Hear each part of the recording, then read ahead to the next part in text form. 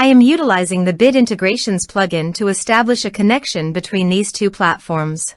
Let's go to Bit Integration Dashboard. Create integration. Search and select Kali Forms. Copy the webhook URL and fetch it. Now go to the Kali Forms dashboard and edit the form. Go to the setting and click on webhook.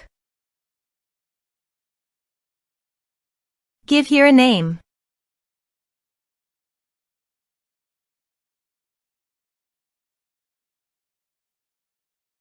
Create. Paste the webhook URL in the payload URL. Map the respective fields.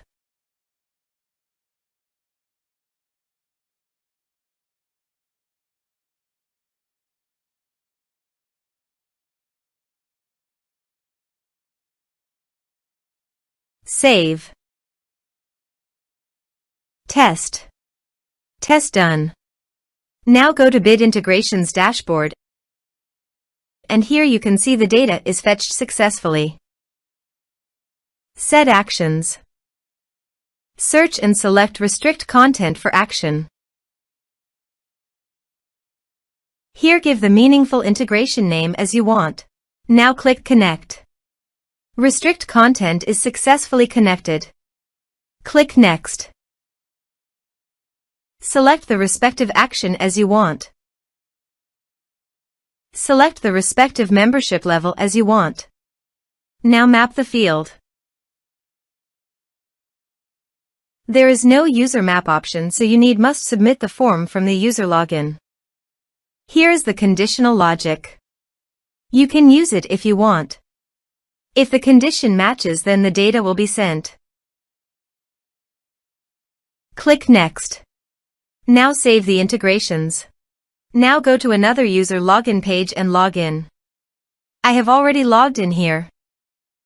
Now go to your form and type some information and submit the form.